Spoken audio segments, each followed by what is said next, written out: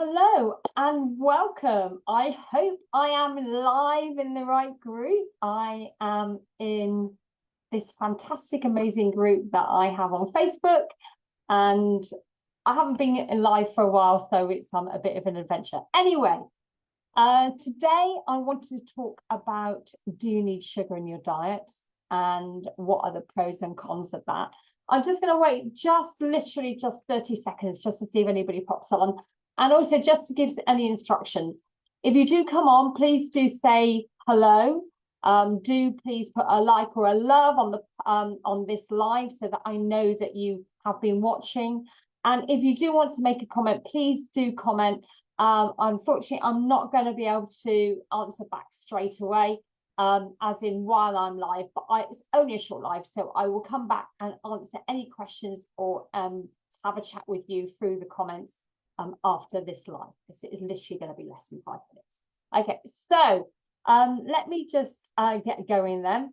So hello, in case you don't know, my name is Mia Arrowsmith. I am the Wellbeing Sherpa. My business is High Achievers Coaching, but I love to call myself the Wellbeing Sherpa because that is what I do.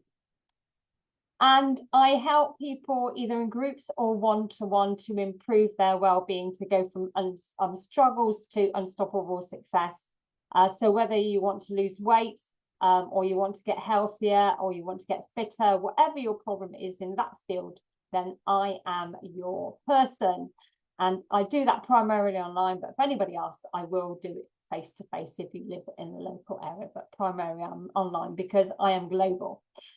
So here we go. So sugar. Do you need it or don't you need it? And whether it is good for you, the pros and cons. So let me just say greetings, hello. And I love mountains, so I always like to give mountain analogies and walking analogies. So welcome, fellow mountain climbers of well-being. And today I'm going to take you on a journey that's through the peaks and the troughs, the valleys of sugar consumption. And so buckle up those hiking boots, because we are on an adventurous exploration. As your Wellbeing Sherpa, I just want to share some tales with you and sprinkle some action points just to give you something to do, to take away from this.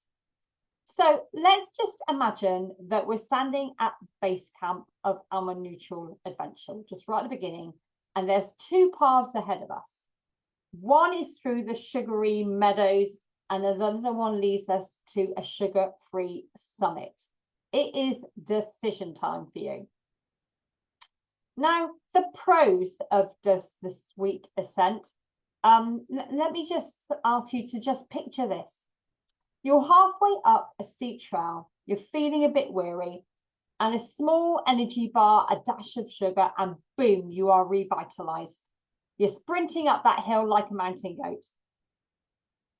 So now an action point for this is keep something healthy, that is a sugar-free snack for those uphill battles when you need it.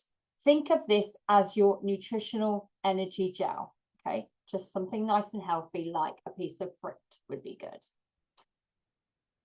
Okay, let's think of also another pro that it gives us, not only the instant energy boost, but also it lifts our mood. So I once reached a breathtaking summit after climbing climbing Snowdon recently, and it felt euphoric, much like the serotonin that is released, that is triggered by indulging a sweet treat. We all know that feeling, don't we? So an action point that I want to give you is incorporate mood boosting foods like dark chocolate.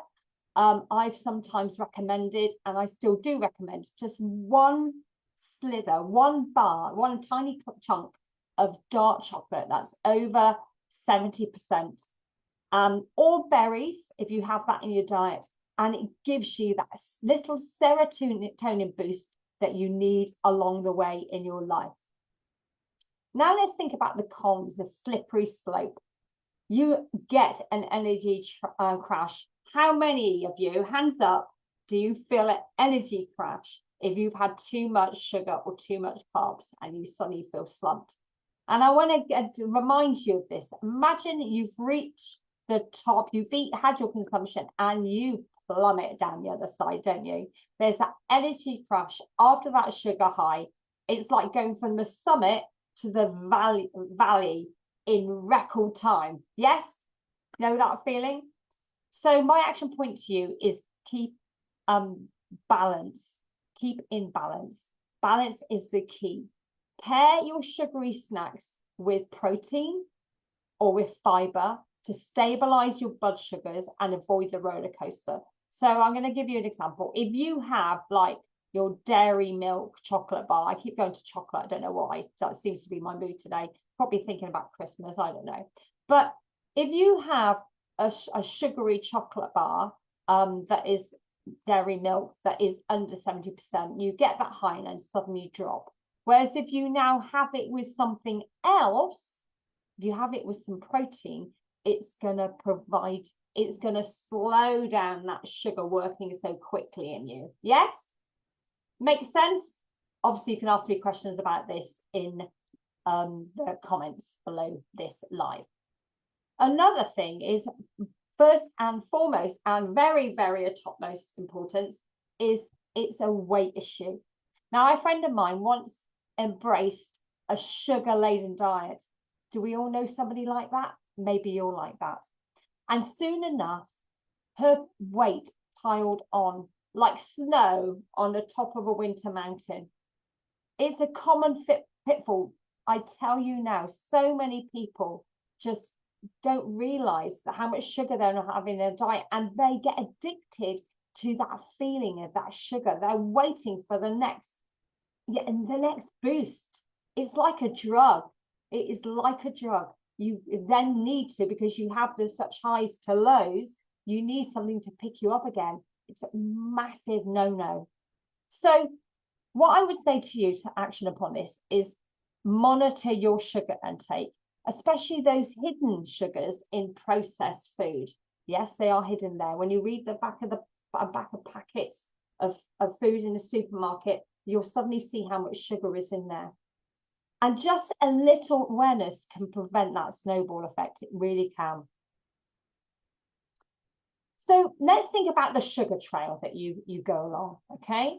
And I have a personal experience where I recall a hike where I stumbled across this lovely bakery along the route. And instead of devouring the whole cake, I savoured just a small slice. I relished just every little bite like a breathtaking mountain vista. So I'm asking you to be mindful of what you eat. Take time to consume it, and then you'll enjoy your sweet treat consciously. You'll savor the flavor, but you'll stop yourself before you've overindulged if you slow right down. Another thing to do is have a balanced diet. Just like a diverse team of companions that make a hike enjoyable, a mixture of nutrients keeps our bodies in harmony. It's a secret to sustained energy. So my tip to you is to plan your meals like a well-coordinated hiking group, including a mixture of carbohydrates, proteins, and fats for a balanced nutritional trek. I, of course, can share more information about that. And this is the one thing that you learn about in my group training program, my group membership, and also if you're doing one-to-one with me as well. So in conclusion, I said it was going to be short. The expedition of life, like the expedition of life, a grand expedition of life, sugar is but a pit stop. So choose your snacks wisely, find balance on this nutritional trail, and relish the diverse flavors of your well-being. And as your well-being Sherpa, I encourage you to take every step mindfully and savor the journey. And thank you for being part of this flavorful expedition, and see you next week at the next installment of these sessions. Okay, bye.